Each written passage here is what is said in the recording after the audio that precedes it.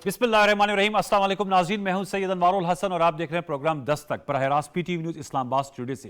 नाज़रीन, प्रोग्राम का आगाज़ करना चाहूँगा। मुल्क में गैर मामूली बारिशों और सैलाबी रेलों की वजह से बहुत बड़ा जानी और माली नुकसान हुए। अब तक बलूचिस्तान, खैबर पख्तूनख्वा, जनूबी पंजाब और कराची में 356 अफराद जो हैं वो जाम बाक हुए हैं और बहुत बड़े पैमाने पर माली नुकसान हुआ है।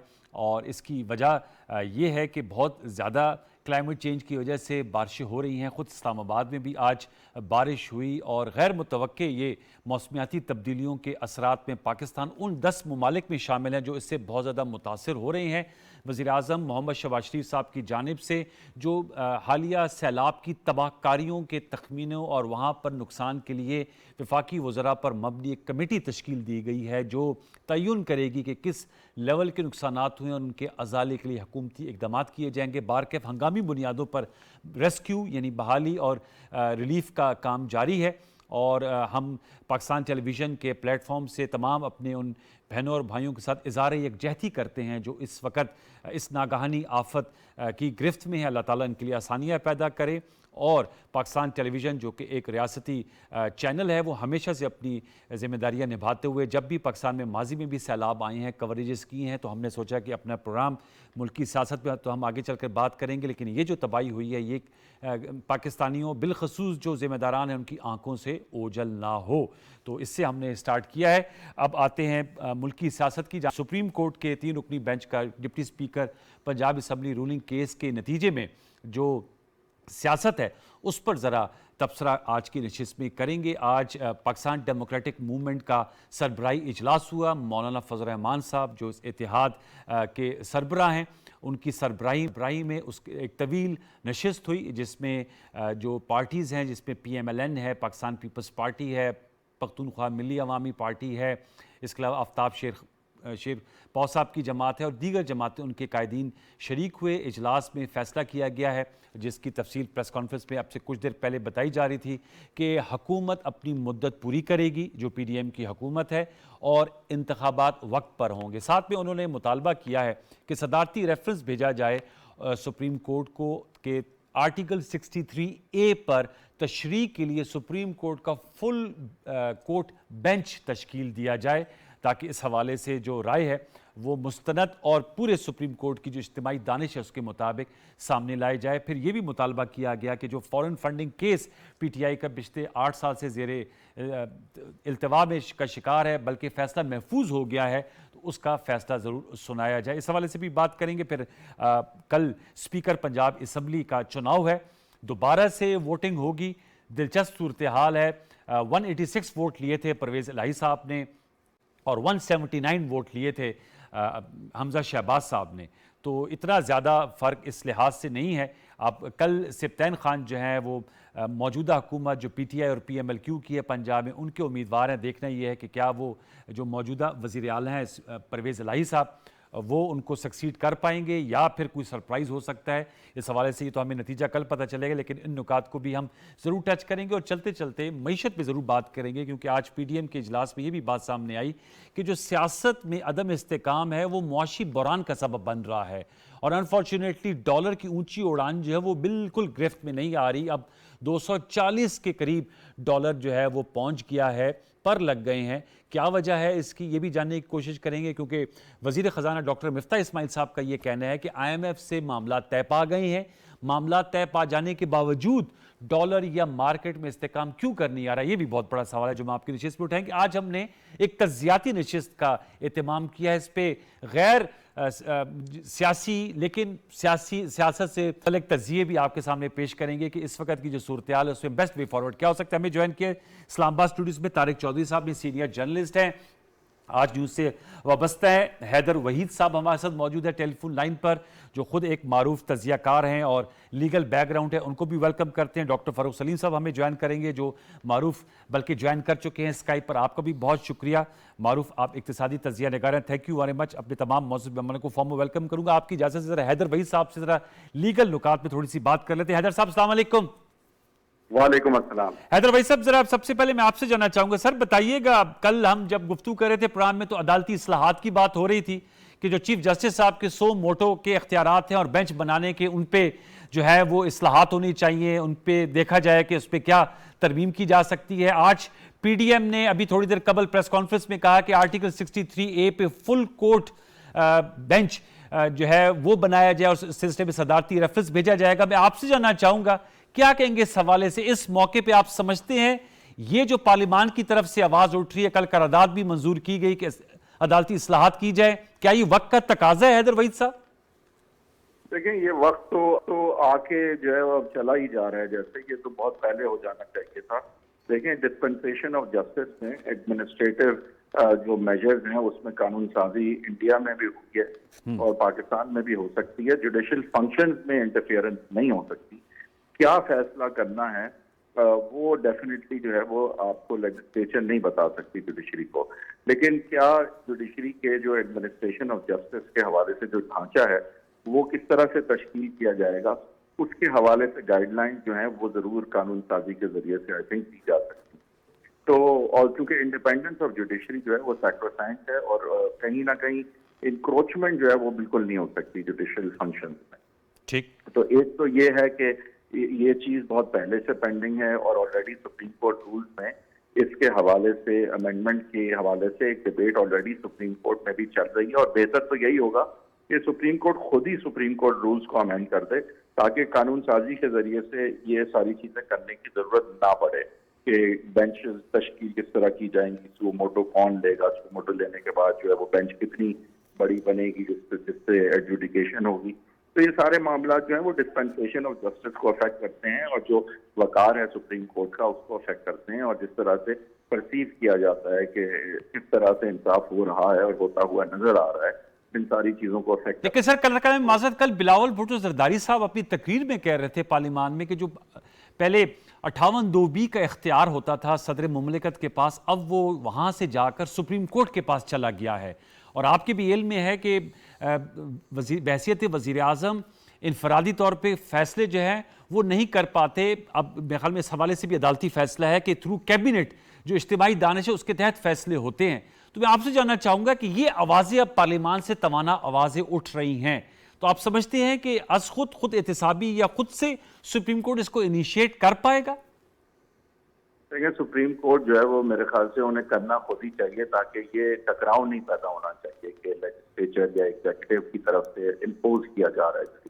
اچھا. تو بہتر تو یہی ہے کہ عوام کی جو نمائندے ہیں ان کی آواز کو سنا جائے.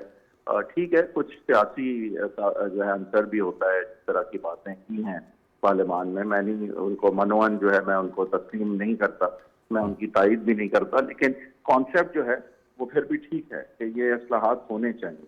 اور مجھے امید ہے کہ سپریم کورٹ جو ہے وہ عوام کے نمائندوں کی بات جو ہے اس پہ کان دیتے ہوئے اس طرف ضرور اپنی توجہ ہوگی اور سپریم کورٹ رولز میں امینڈمنٹ کے حوالے سے خود ہی اگر کچھ اقدامات لے لیتی ہے تو وہ بہت بہتر ہوگا نظام.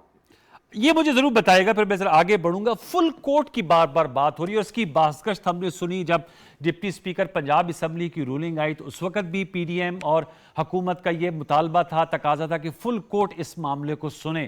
پھر سپریم کورٹ کے سابق بار ایسوسی ایشن کے صدور نے یہ مطالبہ کیا، آج پھر پی ڈی ایم کے پلیٹ فارم سے آ رہا ہے. تو آپ چونکہ ایک لائر بھی ہیں، بتائیے گا فل بینچ سے جب یہ مطالبہ کیا جاتا ہے تو اس کے پیچھے کیا آبجیکٹو آپ کو نظر آتا ہے کہ فل بینچ ان تمام معاملات کو سنے؟ دیکھیں فل کورٹ کی بات ہوئی تھی جس کا مطلب ہے کہ سارے جج صاحبان جو سپریم کورٹ کے ہیں وہ جو ہے وہ سماعت میں شریک ہوں.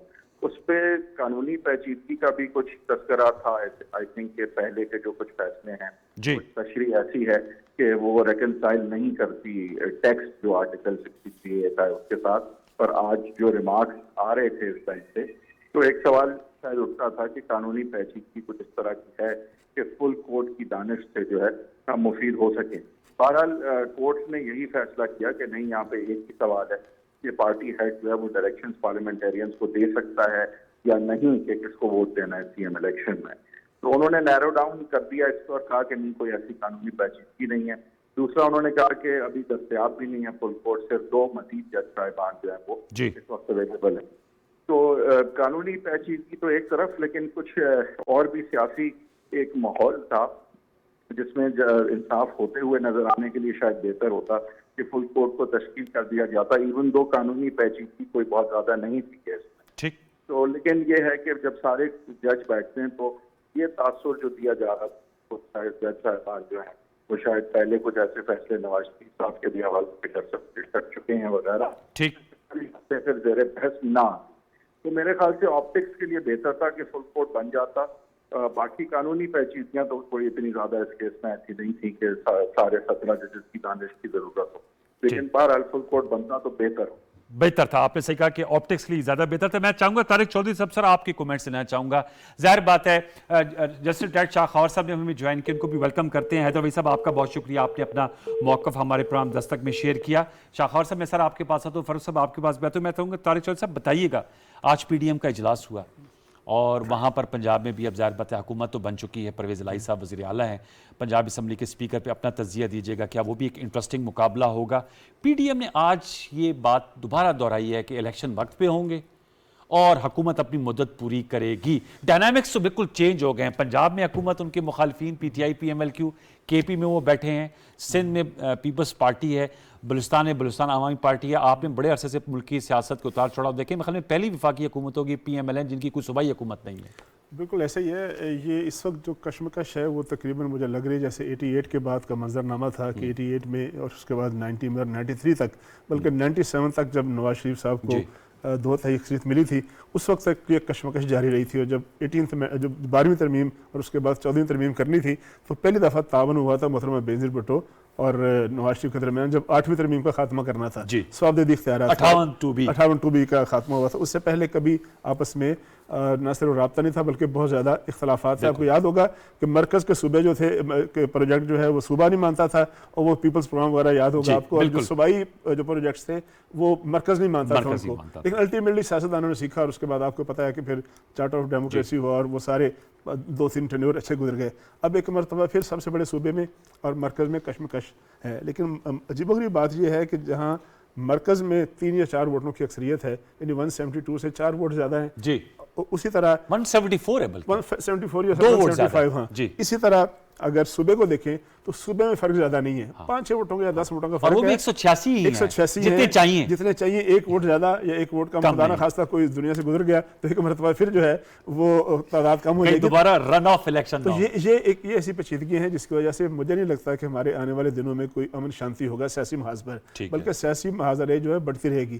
اب چونکہ فیصلے جو ہیں وہ سیاسی میدان میں نہیں ہوئے، مثلا شکایت یہ ہے، عدالتوں کا احترام ہے، شکایت یہ ہے کہ جو چیف منسٹر صاحب بنے ہیں وہ کسی سیاسی عمل کے نتیجے میں نہیں بنے بلکہ سپریم کورٹ کے فیصلے کے نتیجے میں بنے ہیں. ابھی ہمارے لائر صاحب کہہ رہے تھے، حیدر صاحب، جس طرح بہت سے محاورے ہیں نا قانون کے بارے میں، ایک محاورہ یہ بھی ہے کہ سب سے بڑا انجسٹس یہ ہے، پریٹینڈڈ جسٹس جو ہے وہ سب سے بڑا انجسٹس ہے، کہ یعنی مجھے جسٹس نہیں دیا جاتا ہے لیکن مجھے یہ تاثر دیا جائے کہ آپ کو انصاف مل گیا. تو وہ جو محرومی ہوتی ہے وہ کشمکش کو جنم دیتی ہے. اسی طرح اگر ہم نے اپنے معاملات ٹھیک کرنے ہوتے، ہم نے سیاسی اسٹیبلٹی حاصل کرنی ہوتی، اگر ہم نے استحکام حاصل کرنا ہوتا، وہ استحکام جس کے نتیجے میں جو آپ بحث کرنے والے ہیں ڈالر کے معاملات پر، تو بہتر یہ ہوتا ہے کہ ایک فریق، یہ آپ کو پتہ ہے کہ عدالتی اخلاقیات بھی ہیں کہ اگر کوئی فریق جو ہے کسی ایک جج پر، کسی ایک پر یا تفتیشی افسر پر بھی اگر وہ کر دے، شک کر دے، خدشات کا اظہار کر دے، ججز جو ہیں وہ خود پیچھے ہٹ جاتے ہیں. اچھا اس کیس میں بڑی عجیب و غریب بات یہ ہے کہ ان ججز پر کوئی عدم اعتماد نہیں کیا جا رہا تھا. یہ بھی نہیں کہا جا رہا تھا کہ آپ اس بینچ سے نکل جائیں. کہا یہ گیا تھا، مطالبہ یہ تھا کہ ایک فل کورٹ بن جائے، چونکہ یہ معاملہ کوئی دیوانی کیس تو نہیں تھا، نہ ہی یہ کوئی فوجداری مقدمہ تھا. صدارتی ریفرنس بھیج رہے ہیں تو آپ آئندہ بھیجیں گے نا. اچھا اس میں یہ تھا کہ آئین کی تشریح تھی. یہ معاملہ شروع کہاں سے ہوا کہ 63A کی ایک تشریح آئی، مختصر فیصلہ آیا، اس کے نتیجے میں 25 ممبر جو ہے وہ ظاہر ڈسکوالیفائی ہو گئے اور اس کے بعد اس کا ڈیٹیل ڈیسیژن نہیں آیا، آج بھی ابھی تک نہیں آیا. اگر ڈیٹیل ڈیسیژن آ گیا ہوتا اور اس میں وجوہات بتا دی گئی ہوتی کہ یہ وجہ ہے جس کی بنیاد پر ہم نے، تو پھر وہ شاید یہ معاملہ فل کورٹ کی نوبت بھی نہ آتی.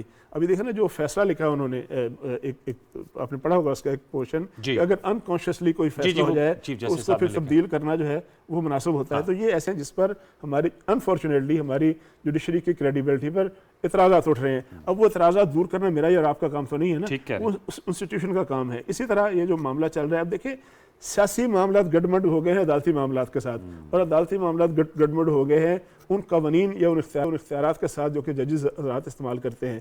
مثلا تمام جو وکلاء ہیں اور تمام سیاسی قوتیں اس بات پر متفق ہیں کہ جو سو موٹو کا اختیار ہے اور یا یہ جو نظر ثانی کی اپیل ہے، اس کے علاوہ جو فارمیشن آف بینچ ہے، اس میں دنیا میں پریزیڈنٹس موجود ہیں، انڈیا میں پریزیڈنٹس موجود ہیں، کس طرح بینچ بنتا ہے اس طرح کے معاملات میں۔ سو موٹو کے معاملے میں پریزیڈنٹ موجود ہیں کہ کس طرح سے 5 یا 6 سینئر ججز جو ہیں وہ آپس میں بیٹھ کے فیصلہ کرتے ہیں۔ اس طرح نظر ثانی کے معاملے میں ہمارے ہاں ایک بڑی ضروری بات ہے کہ نظر ثانی کرنی ہو تو وکیل بھی وہی ہوگا اور بینچ بھی وہی ہوگا۔ اس میں لوگ یہ کہتے ہیں، جو سینئر وکلا ہیں، شاہ خاور صاحب بھی آپ بات کریں گے، کہ بجائے اس کے کہ آپ نظر ثانی کریں، آپ اپیل کہا کے دے دیں اس کو جو سائل ہے آپ کا۔ تو یہ وہ چیزیں ایسی ہیں جن کی وجہ سے آنے والے دنوں میں انفارچونیٹلی سیاسی معاملات عدالتی معاملات میں گڈمڈ ہو گئے۔ اب وہ ٹھیک ہے، ایک ایپیسوڈ ہو گیا، اب ان کا حق ہے کہ وہ جائیں فل کورٹ کا مطالبہ کریں نہ کریں، لیکن پنجاب میں دیکھیں اس وقت جو مرکز اور پنجاب میں کشمکش ہے، ایک صبح جو ہے وہ 2-3 ابھی آپ نے انٹرو میں کہا کہ جل مکسی سے لے کر لسبیلا تک 111 افراد کہتے ہیں کہ اب تک ہلاک ہو چکے ہیں۔ اتنی شدید بارشیں ہیں کہ جس کو کنٹرول کرنے کی کوئی صورت نہیں ہے۔ ہمارے ساؤتھ آف پنجاب میں بہت سے اضلاع ہیں، ڈی جی خان وغیرہ، جو کہ شدید سیلاب کی زد میں ہے۔ آپ کے پی جو ہے وہاں سیلاب کی زد میں ہے۔ پنجاب میں باری میں پرسوں اتنی بارش ہوئی کہ پنڈی میں پانی کنٹرول نہیں ہوا کسی سے۔ تو ہماری جو سیاسی اور ہماری جو انتظامی مشینری ہے، اگر اس کی ساری توجہ نہیں ہوگی اکانومی کی طرف، ساری توجہ نہیں ہوگی انتظامی معاملات کی طرف، تو ہم اس معاملے میں الجھے رہیں گے، عوام سفر کریں گے۔ بہت اہم بات آپ نے اٹھائی، میں چاہوں گا اس پر آتا ہوں۔ میں فروز صاحب اگر آپ کی اجازت سے ذرا شاہ خاور صاحب سے اس نقطے کے پھر ذرا تفصیلاً آپ سے ذرا معیشت کے حوالے سے بھی ہم سمجھنا چاہیں گے کہ ہم سٹیبلٹی کیوں نہیں پا رہے۔ جسٹس ریٹائرڈ شاہ خاور صاحب، سر بہت شکریہ، نوازش آپ نے ہمارے لیے وقت نکالا۔ سر بتائیے گا، کریڈیبلٹی کی بات کی طارق چودھری صاحب نے، حیدر وحید بھی بات کر رہے تھے کہ آپٹکسلی بھی بہتر ہوتا کہ فل کورٹ بینچ بن جاتا، اب نہیں بنا، فیصلہ آ گیا، لیکن آج بھی پی ڈی ایم کہہ رہی ہے کہ ہم صدارتی ریفرنس بھجوائیں گے کہ ہمارا مطالبہ ہے کہ فل کورٹ بینچ بنے اور آرٹیکل 63A کی تشریح کرے۔ کریڈیبلٹی کو کیسے ریسٹور، اگر میں لفظ صحیح استعمال کروں، ریسٹور کیا جا سکتا ہے یا کیسے برقرار رکھا جا سکتا ہے؟ اور آپ بھی چونکہ جج رہ چکے ہیں سر، یہ سو موٹو کی اختیارات اور بینچ بنانے کے اس حوالے سے کہا جا رہا ہے کہ جوڈیشل ریفارمز وقت کی ضرورت ہے، پہلے دیر ہو گئی، اب ہونی چاہیے، اور ٹرائیکوٹمی آف پاور کا جو بیلنس ہے اس کو برقرار رہنا چاہیے، انکروچمنٹ نہیں ہونے چاہیے۔ کیا کہیں گے شاہ خاور صاحب؟ جی دیکھیے، اس پہ تو بڑی بحث ہو سکتی ہے۔ یہ جو جتنے آپ نے نکات اٹھائے ہیں، جو سب سے بنیادی بات یہ ہے کہ جو فل کورٹ بینچ نہ بنانا جو تھا، اس کے پیچھے کیا لاجک تھی، یا جو یہ مطالبہ آ رہا تھا تو اس کی کیا جسٹیفیکیشن تھی۔ تو میں یہ سمجھتا ہوں کہ جب بھی جو بھی کوئی سیاسی نوعیت کا جو مسئلہ، آئینی مسئلہ جب عدالتوں میں آتا ہے تو وہ لازمی فیصلہ کنٹروورشل ہوتا ہے۔ اس کی وجہ یہ ہے کہ وہ جس کے حق میں ہوتا ہے وہ تو اس کو لاؤڈلی اپریشیٹ کرتا ہے، اس کو خوش آمدید کہتا ہے، اس پہ تحسین پیش کرتا ہے کورٹس کو۔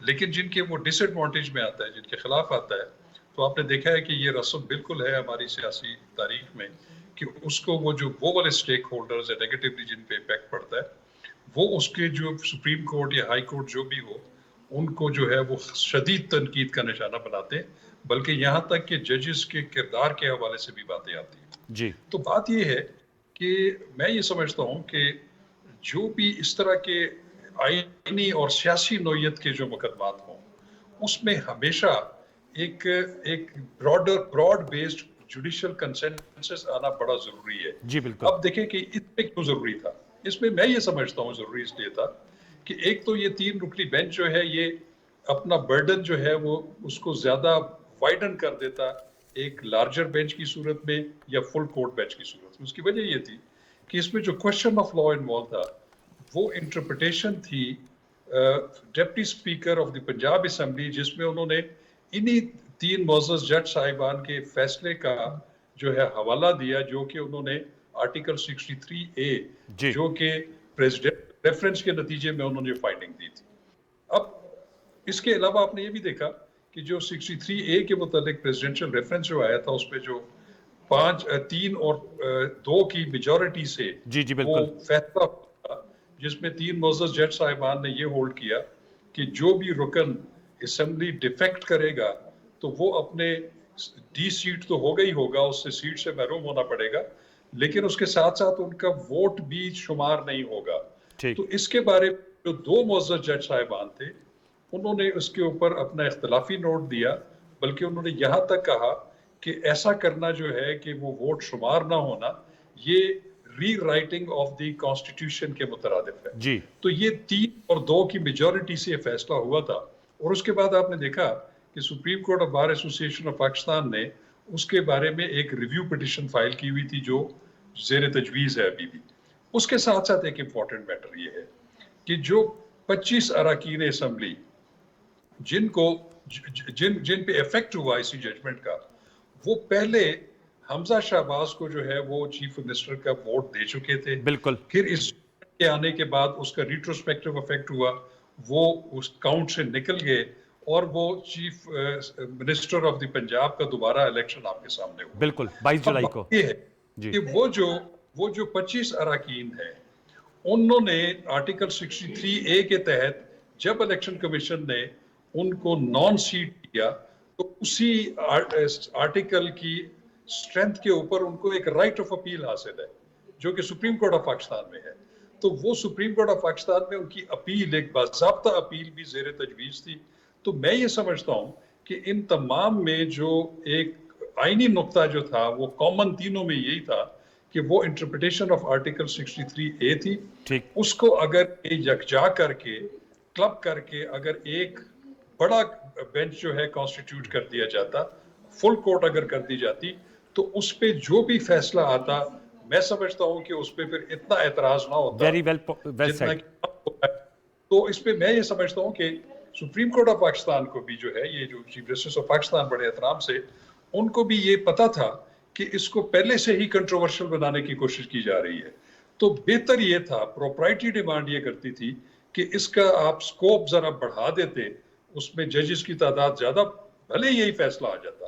لیکن وہ جو دو چیزیں جو اس سے جڑے ہوئے ایک اپیل اور ایک نظر ثانی کی اپیل جو ہے وہ بالکل آئسولیشن وہ اس کو اس میں شامل نہیں کیا گیا اور صرف ڈپٹی اسپیکر کی رولنگ کو ایک آئسولیشن میں رکھ کے اس کا فیصلہ کیا گیا، جس کا فال آؤٹس آپ کے سامنے آ رہے ہیں کہ اس کو اتنا کنٹروورشل بنا دیا. بہت اچھے طریقے سے آپ نے سارا پرسپیکٹو دیا. ذرا میرے ساتھ رہے گا جیسے شاخاور صاحب. میں ڈاکٹر فاروق صاحب کے پاس آؤں گا، لیکن میرے خیال میں طارق صاحب کے پاس ایک خبر ہے. طارق صاحب جلدی سے خبر بریک کر دیں، لائیو شو کا فائدہ یہی ہے. اچھا، خبر یہ ہے کہ 10 ارکان پارلیمنٹ جنہوں نے استعفے دیے تھے پی ٹی آئی کے، ابھی اطلاع یہ ہے کہ ان کے استعفے قبول کر لیے گئے ہیں قومی اسمبلی سے. اور وہ کون سے ہیں؟ ابھی نام میرے پاس عمران خان صاحب ہیں. میرے پاس نام نہیں ہے، جو کہ نام اگر آ جاتے ہیں تو پھر میں بتا دوں. لیکن آپ نے کہا 10 اراکین قومی اسمبلی کے، جی تو یعنی وہاں پر ضمنی الیکشن بھی ضمنی الیکشن ہوگا، جو کہ استعفے انہوں نے دے دیے تھے اور انہوں نے اسمبلی میں کہا تھا کہ ہم نے استعفے دے دیے. یہ وہ لوگ ہیں، باقی لوگوں نے تصدیق نہیں کرائی تھی اس لیے. تو وہ 10 ہوئے. چلے آپ نے خبر بریک کیا. ڈاکٹر فاروق صاحب سر بتائیے گا، ڈاکٹر صاحب عدالتی معاملات، سیاسی معاملات، معاشی معاملات کس طرف جا رہے ہیں سر؟ انوار صاحب، بڑے واضح طور پہ جو سیاست ہے وہ ملک کی معیشت کو مکمل تباہی کی طرف دھکیل رہی ہے. یعنی کہ ہم جو راستہ اس وقت معیشت میں رکھا ہوا ہے، جس سمت میں معیشت جا رہی ہے، اس کی منزل جو ہے وہ معاشی خودکشی. اور میں یہ کیوں کہہ رہا ہوں، دیکھیے 3 یا 4 چیزیں سامنے رکھ لیجیے. پچھلے 100 دنوں میں تقریباً 30 جو ہے وہ روپیہ گر گیا. جی، کوئی روپے ہر ڈالر کے سامنے صرف پچھلے 100 دنوں میں پاکستانی کا روپیہ جو ہے وہ گر گیا. دوسری چیز آپ دیکھیں کہ جو ہماری آئل کمپنیز ہیں اس وقت ان کو نہایت تکلیف کا سامنا ہے. ان کو ڈالرز نہیں مل رہے ہیں بینکس کے اندر کہ وہ مزید تیل پاکستان کے اندر امپورٹ کر سکیں. بہت خطرناک ایشو. کاریں بنانے والے جو پلانٹس ہیں وہ آپ دیکھ رہے ہیں کہ وہ دھیرے دھیرے بند ہوتے چلے جا رہے ہیں. جی، جو جان بچانے والی ادویات ہیں ان میں سے کم از کم 5 درجن اس وقت ایسی ہیں جن کے امپورٹڈ انگریڈینٹس جو ہیں ان کی ایل سیز نہیں کھل پا رہی ہیں، ان کو ڈالرز نہیں مل رہے ہیں اور ان کی شارٹیج بازار میں سامنے نظر آنے لگی. آج ایک فگر آئی ہے کہ جو سیمنٹ کی سیلز ہیں وہ تقریباً 54% گر گئی. اب ان 5 اشاریوں کو اگر آپ سامنے رکھیں تو بالکل ایک معاشی خودکشی کی سمت جاتی ہوئی معیشت نظر آ رہی. ہم نہ تو اپنی تاریخ سے سیکھنے کو تیار ہیں اور نہ دوسرے ممالک کی جو ہمارے سامنے ایگزامپلز کھڑی ہیں ان سے کچھ سیکھنے کو تیار ہیں. دیکھیے ابھی ہمارے سامنے پچھلے کچھ مہینوں میں سری لنکا میں کیا ہوا. جی، پہ مالی بد انتظامیاں تھیں جو پچھلے 15-20 سال سے چل رہی تھیں، پہلی چیز، اور مالی بد انتظامیوں کے اوپر سنگین قسم کی سیاسی افراتفری، اور ان دونوں کو اگر آپ جمع کرتے ہیں، سیاسی افراتفری کو اور مالی بد انتظامیوں کو، تو اس کا نتیجہ نکلا ہے سری لنکا۔ اب مالی بد انتظامیہ تو ہم بھی جانتے ہیں کہ ہمارے ملک میں بھی پچھلے 15-20 سال سے چل رہی ہیں جی، کہ جس قسم کی سیاسی افراتفری آ گئی ہے، آن ٹاپ آف دیٹ مالی بد انتظامیہ، تو اس کا نتیجہ اچھا نظر نہیں آ رہا مجھے۔ اچھا، آپ نے بہت ہی خطرناک قسم کی تصویر پیش کی، اور یقینی بات ہے آپ کا تجزیہ بہت کیلکولیٹڈ ہوتا ہے۔ خدا نخواستہ آپ کہہ رہے ہیں معاشی خودکشی کی طرف پاکستان بڑھ رہا ہے، اب اس کا سر تدارک کیسے ممکن ہے؟ سیاسی افراتفری تو ہے، اور اب جو حکومتیں بن گئی ہیں طارق صاحب، کیونکہ پھر وہ معیشت اور سیاست سے بات جڑ گئی ہے، آپ سامنے ڈاکٹر فاروق صاحب کہہ رہے ہیں کہ معاشی خودکشی کی طرف بڑھ رہے ہیں، اور خدا نہ خواستہ خاکم بدن سری لنکا والے حالات نہ پیدا ہو جائیں، لیکن آپ کا تجزیہ یہ ہے کہ سیاست میں استحکام تو بھی آپ کو فی الوقت نظر نہیں آ رہا۔ کل بھی عمران خان صاحب نے اپنی تقریر میں کہا کہ وہ کل عدم تنظیم ٹی ٹی پی یا بلوچ یا سندھی نیشنلسٹ سے بات کر سکتے ہیں، لیکن ان کے بقول ان موجودہ حکومت یا پارٹیوں سے گفتگو نہیں کر سکتے۔ دیکھیں بالکل ٹھیک ہے، لیکن اس سے پہلے میں تصحیح کر دوں، یہ جو 10 کی میں نے بات کی، 11 سیٹوں پہ نشستیں جو ہے نا، 11 استعفے قبول ہوئے ہیں، اور ابھی تھوڑی دیر پہلے آپ سے بات کرنے کے بعد جو سیکریٹریٹ ہے اسپیکر صاحب کا، اس نے تصدیق کر دی ہے کہ 11 استعفے قبول کر لیے گئے۔ استعفے کی لسٹ تھوڑی دیر میں جاری کر دیں گے۔ ان 11 سے مطلب میں جاننا چاہوں تاکہ ہمارے ویوز کو 11 وہ تو کہتے ہیں ہم نے سب نے دے دیے استعفے، میں اس لیے جاننا چاہ رہا ہوں۔ سب نے دے دیے، لیکن اس میں ہوا یہ تھا کہ اسپیکر صاحب نے کچھ مہینے پہلے ایک اعلان کیا کہ تمام ارکان پارلیمنٹ جو استعفیٰ دے چکے ہیں وہ آئیں اور آ کے 1 بائی 1 تصدیق کرائیں، تو کوئی تصدیق کرنے مقررہ ڈیٹ پہ نہیں گیا۔ کچھ ارکان ایسے ہیں جنہوں نے باقاعدہ فلور آف دی ہاؤس پہ کھڑے ہو کے کہا تھا کہ ہم نے استعفیٰ دے دیا، وہ 11 میں شامل، وہ 11 شاید ہوں گے، میں کنفرم نہیں ہوں، لیکن وہ 11 ہوں گے۔ اچھا، یہ جو بات کر رہے ہیں ڈاکٹر صاحب تو ظاہر ہے ماشاءاللہ بہت بڑے معیشت دان ہیں، لیکن ایک عام میں آپ کو جھٹکی سی ایک روزمرہ کی مثال دوں کہ اگر محلے میں یا گلی میں جھگڑا ہو جائے تو سب سے پہلے بند کیا ہوتا ہے؟ دکان بند ہوتی ہے۔ بالکل صحیح ہے، وہ دکاندار بند کر جاتا ہے کہ میرا مال لوٹ لے گا کوئی، میرے پیسے چھین کے لے جائے گا، میں کاروبار کرنے کے لیے تیار نہیں ہوں۔ جس محلے میں، جس شہر میں، جس ملک میں بدامنی ہو، جس میں سیاسی افراتفری ہو، محاذ آرائی ہو، دینگا مشتی ہو، وہاں اکانومی ٹھیک نہیں ہوتی، وہاں غیر ملکی انویسٹمنٹ نہیں آتی، وہاں لوکل انویسٹمنٹ بھی نہیں آتی، وہ جو لوکل 2-4 چیزیں چل رہی ہوتی ہیں روزمرہ کی وہ چلتی ہیں۔ بالکل درست کہا انہوں نے۔ دنیا بھر کا ایک مسلمہ معیشت کا اصول ہے کہ معیشت نہ 10-15 دنوں میں، مہینوں میں خراب ہوتی ہے اور نہ ہی ٹھیک ہوتی ہے۔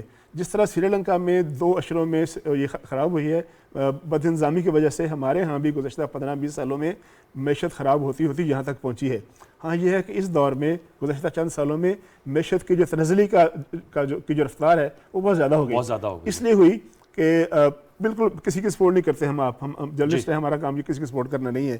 جب 2018 میں موجودہ حکومت برسر اقتدار آئی تھی تو جو سب سے پہلا جس دن عمران خان صاحب نے فارمر پرائم منسٹر نے خطاب کیا، جس دن موجودہ تو اب شہباز شریف صاحب، بالکل جو پچھلی حکومت تھی، اس کے جواب میں جو اس وقت کے اپوزیشن لیڈر شہباز شریف صاحب تھے، آپ کو یاد ہوگا انہوں نے چارٹر آف اکانومی کی بات کی تھی۔ انہوں نے کہا مخالفت کرتے ہیں، ہم سیاسی مخالفت کریں گے، آپ اپنی سیاست کریں، ہم اپنی سیاست کریں گے، آپ جلسے نکالیں، آپ جلوس نکالیں، آپ ہمیں جو ہے وہ دشنام ترازی کریں، ہم آپ کے اوپر باتیں کریں گے، لیکن آئیں بیٹھیں معیشت کو ٹھیک کر لیں۔ معیشت پہ ایک جس طرح کنسنسس ہوتا ہے نا، جس طرح ہم کہتے ہیں کہ کشمیر کی پالیسی ہے اس پہ کنسنسس ہے، نیشنل کنسنسس ہے، ہمارا آئی ٹی پروگرام ہے اس پہ نیشنل کنسنسس ہے۔ اسی طرح ہماری اگر اکانومی پہ بھی کنسنسس ہو جاتا اور ہم کہتے ہیں کہ ہم نے باقی ہر چیز جو ہے برداشت کرنی ہے، اکانومی کی تنزلی برداشت نہیں کرنی، لیکن ایسا نہیں ہوا۔ اب ہمارے ہاں ڈالر جو ہے بڑی تیزی سے گرتا ہے، وجہ اس کی کیا ہے؟ پوری دنیا میں فنومنا ہے، لیکن ہمارے ہاں زیادہ کیوں ہے؟ اس لیے کہ ہماری ساری کی ساری جو ہماری دار و مدار ہے وہ امپورٹس پر ہے، اور وہ سارا جب آپ نے امپورٹ کرنی ہو تو آپ نے ڈالر میں پیمنٹ کرنی ہے، آپ نے ایل سی ڈالر میں کھولنی ہے۔ نتیجہ یہ نکلتا ہے، باقی فنومنا بھی بہت سارے ہیں، یعنی نیگیٹو فنومناز ہیں۔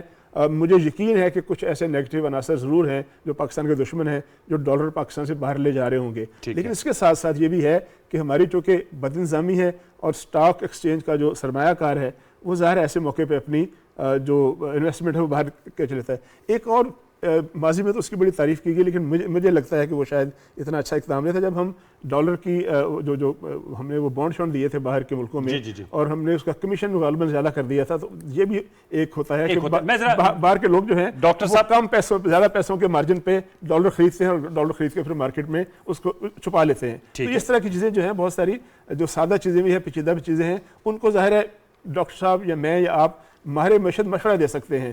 فیصلہ ہمارے ان فیصلہ سازوں نے کرنا ہے کہ ہم نے اگر ملک کو بہتر کرنا ہے تو اس کے لیے ہمیں سیاسی استحکام دینا ہوگا, کنٹینیوشن دینی ہوگی. اگر کنٹینیوشن نہیں دیں گے تو ہماری اکانومی ٹھیک نہیں ہوگی. ڈاکٹر صاحب میں آپ سے جاننا چاہوں گا, آپ نے معاشی خودکشی کی بات کی کہ پاکستان اس طرف جاتے ہوئے دکھائی دے رہا ہے, اور آپ نے سیمنٹ کا بتایا, کار مینوفیکچررز کا بتایا, ڈالرز کا بتایا, آپ نے بتایا کہ کس طرح جو ہے وہ یہ مشکلات ہیں. میں آپ سے جاننا چاہوں گا سر, تدارک کیسے ممکن ہے, اس کا سدباب کیسے کیا جا سکتا ہے, یہ خدا نہ خواستہ اس خودکشی سے کیسے بچایا جا سکتا ہے, کیونکہ ایک عام آدمی رولا جا رہا ہے. دو چیزیں ہیں انوار صاحب. پہلی بات تو یہ ہے کہ جو سمت معیشت نے اختیار کر رکھی ہے خودکشی کی طرف یا معاشی خودکشی کی طرف, آپ سوچئے کہ کیا پارلیمنٹ اس وقت کام کر رہی ہے کہ اس کا رخ بدل دے, اس کی سمت بدل دے؟ کیا ہماری کابینہ کام کر رہی ہے کہ اس کا رخ بدلا جائے؟ کیا عدلیہ کی ذمہ داری بنتی ہے, کیا وہ کوئی کوشش کر رہی ہے؟ فوج ہمیں بتاتی ہے کہ وہ نیوٹرل ہے. تو اگر یہ سارے حالات ہیں تو پھر اس رخ کو بدلنے والا ادارہ کون ہے, شخصیت کون؟ یہ میرے نزدیک بہت بڑا سوال ہے اور میرے پاس اس کا جواب نہیں ہے جواب. اچھا, آپ آیا ہے اس کا جواب اگر آپ دنیا بھر میں مختلف ممالک کو دیکھیں تو ایگزسٹ کرتا ہے. دیکھیے, ضرورت اس چیز کی ہے کہ معیشت کو اور سیاست کو کسی طرح سے الگ کر دیا جائے. اگر اٹلی کی آپ مثال لے لیں تو 1945 سے آج تک, یعنی کہ دوسرے جنگ عظیم کے بعد کوئی 60-70 سال میں اس کے پاس 70 حکومتیں بدلی. یعنی کہ اوسطاً حکومت جو ہے وہ اٹلی کے اندر 1 سال سے زیادہ نہیں رہ پاتی, لیکن اس کی جو معاشی پالیسی ہے وہ مور اور لیس اپنے کورس پہ چلتی رہتی ہے. اچھا, تو اپنی سیاستدان جو ہیں وہ اپنی سیاست کرتے رہتے ہیں, لیکن جو معاشی پالیسی ہے وہ کانسٹنٹ, وہ سٹیبل رہتی ہے. جاپان میں پچھلے 20 سالوں میں 12 وزرائے اعظم آ گئے ہیں. ابھی ہم نے دیکھا کہ برطانیہ میں ووٹ آف نو کانفیڈنس آیا ان کے وزیر اعظم کے خلاف. تو معیشت اور سیاست کو کسی طرح سے الگ کرنا, اب بحث کرنے کا وقت ہمارے ساتھ زیادہ نہیں رہا. یہاں پہ یا تو ہمیں کسی قسم کی وہ جس کو کہتے ہیں کوئی اکنامک ایمرجنسی کاؤنسل ٹائپ کی چیز بنانی ہوگی, جو ایک پرماننٹ باڈی ہو. سیاستدان اپنی سیاست کرتے رہیں, لیکن جو معیشت کی پٹری ہے, جو معیشت کی پالیسی ہے, اس کو ایک سمت دے رکھیں, جس کا ابھی ذکر کیا گیا کہ شہباز شریف صاحب نے ذکر کیا تھا کہ وہ چارٹر آف اکانومی. تیار. جی سر, آپ نے اٹلی کی مثال دی, آپ سمجھتے ہیں کہ اس وقت, لیکن یہاں جو پاکستانی موروثی سیاست سے آپ بخوبی واقف ہیں, تو آپ سمجھتے ہیں کہ ہماری سیاستدانوں میں یہ گنجائش ہے کہ وہ سیاست اور معیشت کو علیحدہ علیحدہ رکھ کے چلا سکتے ہیں, اپنی سیاست بھی اور ملک کی معیشت کو بھی آگے بڑھاوا دے سکتے ہیں, یعنی کہ سیاسی اور گروہی مفادات سے بالاتر ہو کر ملکی مفاد کی خاطر معیشت پہ کوئی چارٹر کر سکتے ہیں؟ دیکھیے, ابھی تک تو بڑا واضح ہے کہ سیاستدان جو ہیں وہ اپنے سیاسی مفادات, اپنے پارٹی کے مفادات کو ترجیح دیتے ہیں قومی مفادات کے. یہاں پہ ہمیشہ سیاست کو معیشت کے اوپر ترجیح دی جاتی ہے. نہ صرف سیاستدان یہ کرتے ہیں, ہمارا سارا میڈیا بھی یہی کرتا ہے. آپ نے معیشت کے اوپر پروگرامز ہیں ان کا نمبر گن لیجیے, آپ شاید مہینے میں 1 سے زیادہ بار جو ہے وہ معیشت کے اوپر پروگرام نہیں کرتے ہوں. آج کا پروگرام آپ دوبارہ سے نکال کے دیکھ لیجیے گا, ٹائم دیکھ لیں, آپ نے اگر 5 سے 10 منٹ دیے ہیں معیشت کو, تو باقی 40 سے 45 منٹ جو ہیں وہ سیاست کو دیے جاتے ہیں. تو جب تک تو economics does not take over politics, جب تک ہم معیشت کو سیاست کے اوپر ترجیح نہیں دے پائیں گے, تو وہ جس معاشی خودکشی کا میں ذکر کر رہا ہوں, اس سے سمت موڑنا, رخ موڑنا معیشت کا مجھے بڑا مشکل نظر آتا ہے. بہت مشکل نظر آتا ہے. طارق چودھری صاحب, میں آپ سے جاننا چاہوں گا, صدر مملکت نے صحافیوں کے ساتھ نشست کی, آپ بھی وہاں موجود تھے, میں بھی تھا. ان سے جب سوال کیا کہ کیا ہمارے ضربت سیاست میں ایوان صدر کا کردار رہا ہے, اور ویسے بھی ایوان صدر جو ہے it's part of the parliament, اور وہ صدر صاحب کی کچھ چونکہ سیاسی وابستگی اس طرح نہیں ہوتی, جب وہ صدر بن جاتے اس سے پہلے تو ضربت جماعتی وابستگی ہوتی ہے. کیا ایوان صدر کوئی انیشیٹو لے سکتا ہے اس عزم کے ساتھ کہ جیسے معیشت کی بات کی گئی اس پہ کوئی اتفاق ڈائیلاگ کرایا جائے, الیکشن ریفارمز پہ کوئی ڈائیلاگ کرایا جائے؟ تو میں آپ سے جاننا چاہوں گا, کیا صدر صاحب تو اس کے لیے تیار ہیں؟ انہوں نے کہا تھا کہ خود سے وہ کوئی انیشیٹو نہیں لے سکتے, ان کا کوئی آئینی کردار نہیں ہے, لیکن اگر انہیں کہا جائے تو وہ اس چیز پہ ایک کلیدی کردار ادا کر سکتے ہیں؟ آپ سمجھتے ہیں وقت آ گیا ہے کہ اگر اس چینل کو استعمال کیا جائے؟ دیکھیں گزشتہ سوال بھی آپ کا یہی تھا، پھر وہ ہم بات چونکہ اور طرف نکل گئی تو ہم اس پہ بات نہیں کر سکے. دیکھیے بات یہ ہے کہ صدر صاحب ہوں یا اسپیکر صاحب ہوں یا چیئرمین سینٹ ہوں، یہ 3 ایسے آفیسز ہیں جو کہ ابو دی پالیٹکس ہوتے ہیں.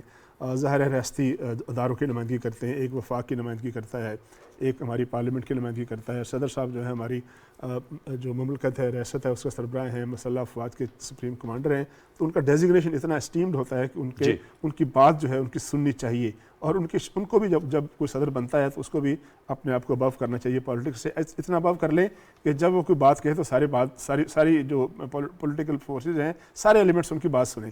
اب یہ کہ کون کردار ادا کر سکتا ہے؟ صدر صاحب کر سکتے ہیں، بالکل ٹھیک ہے. اسپیکر صاحب کر سکتے ہیں، چیئرمین سینٹ کر سکتے ہیں، یا کوئی اور ایلڈر پولیٹیشین کر سکتا ہے. صدر صاحب کا اس لیے میں نام لے کیونکہ ان کی ذرا پاکستان تحریک انصاف سے تعلق بھی رہا ہے. ایشو یہ ہے کہ ہمارے ہاں انفارچونیٹلی مثلا پاکستان تحریک انصاف ہے، آپ نے خود مثال دی کہ انہوں نے کہا کہ میں سب سے بات کر سکتا ہوں، لیکن میں وہ کہتے ہیں کہ میں چوروں سے بات نہیں کرتا، نام لے دیتے ہیں کہ جی میں فلاں فلاں سے بات نہیں کروں گا چونکہ وہ کرپٹ ہے.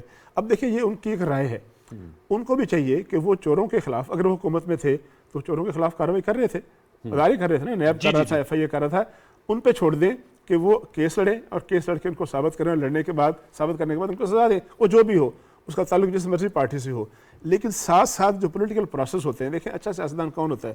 اچھا سیاستدان مغربی دنیا میں ہماری جو ڈیموکریسی ہے، ویسٹرن ڈیموکریسی ہے، اس کو تو ہم نے اپنا لیا ہے، لیکن ہم نے ان کے جو دیگر انگریڈینٹس ہیں وہ نہیں اپنائے.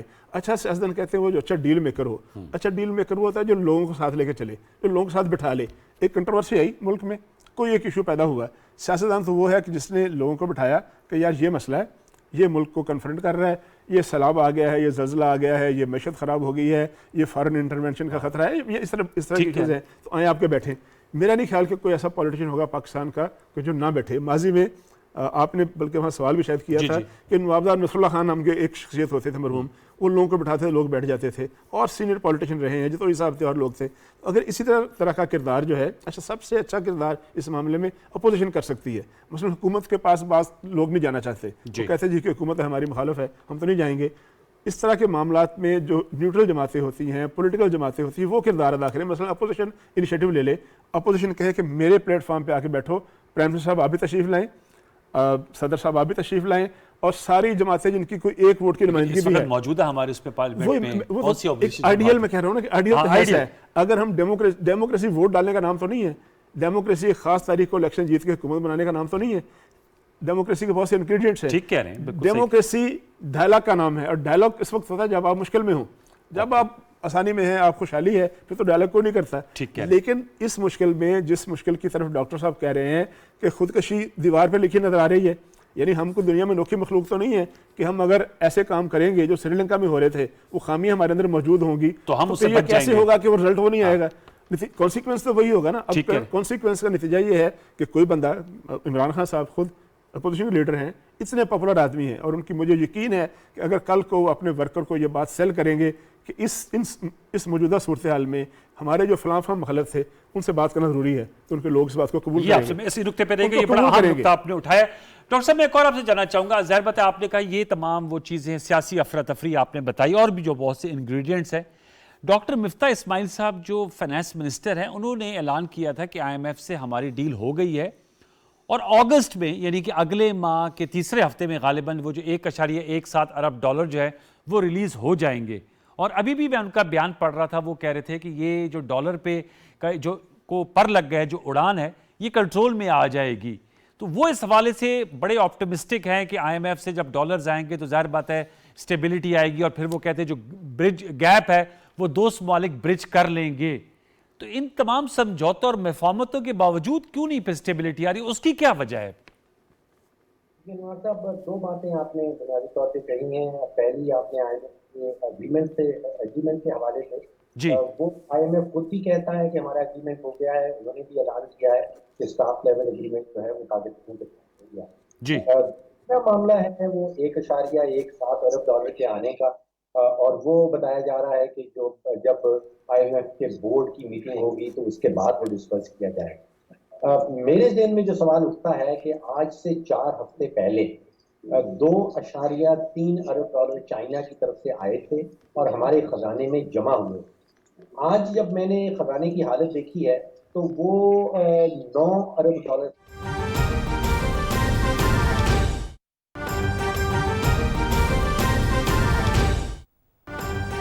ताज़ा खबर अपने तमाम नाज़रीन तक पहुँचाएँ। PTI के मेंबरान कौमी असम्बली के इस्तीफ़ों का मामला। स्पीकर कौमी असम्बली ने PTI के 11 मुस्ताफ़ी मेंबरान कौमी असम्बली के इस्तीफ़े कबूल कर लिए हैं। अहम खबर आप तक पहुँचा रहे हैं। स्पीकर कौमी असम्बली ने PTI के 11 मुस्ताफ़ी होने वाले मेंबरान कौमी असम्बली के इस्तीफ़े कबूल कर लिए हैं। मज़ीद आपको बताएँ कि कौमी असम्बली सेक्रेटेरिएट की जानिब से इस्तीफ़ों के हवाले से अपडेट आपको कर रहे हैं कि कौमी असम्बली सेक्रेटेरिएट की जानिब से इस्तीफ़ों के नोटिफिकेशन जारी कर दिए गए हैं। इसी हवाले से हमारे साथ मौजूद हैं हमारे नुमाइंदे राना इफ्तिखार, उनसे तफसीलात जान लेते हैं। राना शहजाद हमारे साथ मौजूद है। राना शहजाद, आपके पास क्या अपडेट्स हैं इन इस्तीफ़ों के मामले के हवाले से? जी मुजम्मिल, बिल्कुल जो तर्जमान कौमी असम्बली से जो मेरी बात हुई है, उन्होंने PTI के जो अरकान कौमी असम्बली हैं उनके इस्तीफ़े मंजूर करने की खबर की तस्दीक की है। उनके मुताबिक स्पीकर कौमी असम्बली राजा परवेज़ अशरफ ने तहरीक इंसाफ के 11 मुस्ताफ़ी अरकान कौमी असम्बली के इस्तीफ़े कबूल कर लिए हैं और इस हवाले से कौमी असम्बली सेक्रेटेरिएट ने इस्तीफ़ों की मंजूरी का नोटिफिकेशन भी जारी कर दिया है। स्पीकर कौमी असम्बली ने इस्तीफ़े आईन पाकिस्तान के आर्टिकल 64 की शिक 1 के तहत जो तफवीज़ करदा इख्तियारात को बुरुए कार लाते हुए ये मंजूर किए हैं। नोटिफिकेशन के मुताबिक जो इस्तीफ़े मंजूरी का नोटिफिकेशन जारी किया गया है, उसके मुताबिक स्पीकर कौमी असम्बली ने रुकन कौमी असम्बली जो NA 22 से मर्दान से मुंतखब हुए अली मोहम्मद खान, उनका इस्तीफ़ा मंजूर कर लिया है। इसके अलावा फजल मोहम्मद खान ये NA 24 से जो रुकन कौमी असम्बली PTI के टिकट पर मुंतखब हुए थे, उनका इस्तीफ़ा मंजूर हुआ है।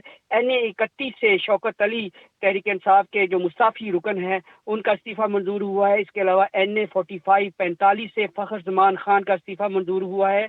NA 108 फैसलाबाद से तहरीक इंसाफ के जो मुस्ताफ़ी रुकन है फ़र्रुख हबीब, जो कि साबिक़ वज़ीर ममलकत इत्तलात और नशरियात भी थे, उनका इस्तीफ़ा मंजूर हुआ है। इसके अलावा NA 118 ननकाना साहब से तहरीक इंसाफ के ये रुकन मुंतखब हुए थे ब्रिगेडियर इजाज़ अहमद शाह, जो कि साबिक़ हुकूमत में वज़ीर दाखिला थे, इनका इस्तीफ़ा स्पीकर कौमी असम्बली ने मंजूर कर लिया है। इसके अलावा NA 237 से तहरीक इंसाफ के जो रुकन मुंतखब हुए थे जमील अहमद खान, इनका इस्तीफ़ा मंजूर हुआ है। NA 239 से मोहम्मद अकरम चीमा, NA 246 कराची से जो तहरीक इंसाफ के अब्दुल शकूर शाद कौमी असम्बली के मेंबर बने थे, उनका इस्तीफ़ा मंजूर हुआ है। इसके अलावा जो मखसूस ख़वातीन की नशिस्त पर रुकन कौमी असम्बली मुंतखब हुई थी, साबिक़ वफाकी वज़ीर डॉक्टर महरुन्निसा श्री मज़ारी, इनका इस्तीफ़ा मंजूर हुआ है। इसके अलावा जो मखसूस ख़वातीन की नशिस्त पर खैबर पख्तूनख्वा से जो रुकन कौमी असम्बली तहरीक इंसाफ के टिकट पर मुंतखब हुई थी शानदाना गुलजार, इनका इस्तीफ़ा स्पीकर कौमी असम्बली ने कबूल कर लिया है। PTI के जो अरकान कौमी असम्बली हैं, तर्जमान के मुताबिक उन्होंने 11 अप्रैल 2022 को अपनी नशिस्तों से इस्तीफे दिए थे। अब ये मामला जो कौमी असम्बली से मुस्ताफ़ी होने वाले अरकान हैं, उनका जो नोटिफिकेशन जारी कर दिया गया है, ये खाली नशिस्तें इलेक्शन कमीशन की तरफ मामला जाएगा और इलेक्शन कमीशन ही इन खाली होने वाली कौमी असम्बली की नशिस्तों पर ज़िमनी इंतखाब का फैसला करेगा। जी बहुत शुक्रिया तफसीलन आगाह करने के लिए। राना शहजादुल इस्लाम हमें तफसीलन आगाह कर रहे थे। अहम तरीन खबर है अपने तमाम नाज़रीन तक पहुँचा रहे हैं कि PTI के कौमी असम्बली के जो मेंबरान हैं उन्होंने इस्तीफ़े जो दिए थे उनके हवाले से आपको अपडेट करें कि स्पीकर कौमी असम्बली ने PTI के 11 मुस्ताफ़ी होने वाले मेंबरान कौमी असम्बली के इस्तीफ़े कबूल कर लिए हैं। स्पीकर कौमी असम्बली ने इस्तीफ़े आईन पाकिस्तान के आर्टिकल 64 की शिक नंबर 1 के तहत तफवीज़ इख्तियारात को बुरुए कार लाते हुए मंजूर किए हैं। इसी हवाले से मजीद भी आपको अपडेट करेंगे। देखते रहिए पाकिस्तान टेलीविजन न्यूज़।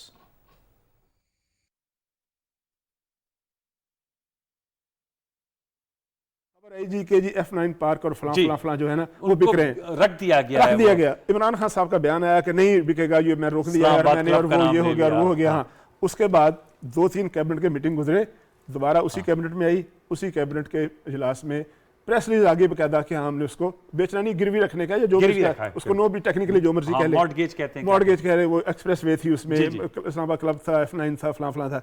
अब वही जो कल की हुकूमत थी आज अपोजिशन में है, अब जब आज ऑर्डिनेंस के जरिए उसको सेल करने की बात या गिरवी रखने की बात, ये जो भी उसका एक प्रोसेस है वो बात, तो वो उसकी मुखालफत कर रहे हैं।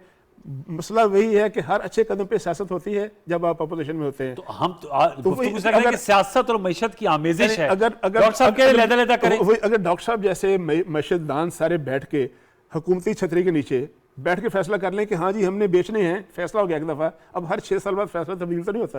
एग्जैक्टली। एक दफ़ा फैसला कर लिया कि जो फलां नुकसान में जा रहे हैं उसको बेच दें, और साथ बिल्कुल ठीक है, तरकीबें हैं दुनिया में, बहुत सी तरकीबें हैं कि जी अगर आपने एक नुकसानदेह जो खसारे में जाने वाला अदारा है तो आप उसको ऑफर करें कि भाई एक आप हमारा मुनाफा बख्श ले रहे हैं और साथ इसमें कम पैसों में ले लें, तो ये एक काबिल अमल तजवीज़ है। और तजवीज़ें भी ऐसी हो सकती हैं, होंगी दुनिया में, यानी कोई नॉवल आइडिया तो नहीं है ना कि मौजूद नहीं है, दुनिया में तजर्बात मौजूद हैं, नज़ीरें मौजूद हैं, प्रेसिडेंट्स मौजूद हैं, अज़म होना चाहिए। If there's a will, there is a way। बहुत शुक्रिया तारिक चौधरी साहब, आपने हमारे साथ नशिस्त की। डॉक्टर फरूख सलीम साहब, it's always a pleasure to have you in our show.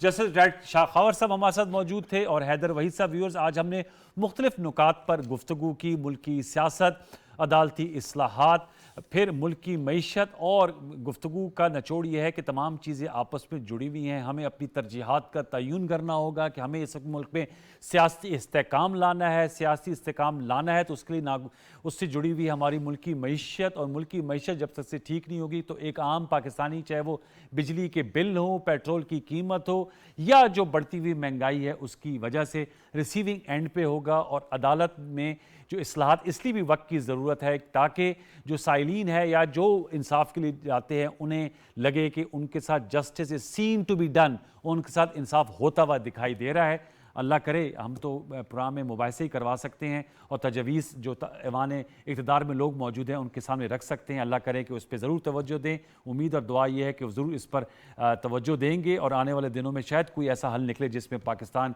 जो मुश्किलात में घिरा हुआ है वो बाहर निकलने की कुछ सिमत का तयन हो सके। अगले हफ्ते तक के लिए सैयद अनवारुल हसन और प्रोग्राम 10 तक की प्रोडक्शन टीम को इजाज़त दीजिए। अपना बहुत सा ख्याल रखिए। अल्लाह ने के बाद।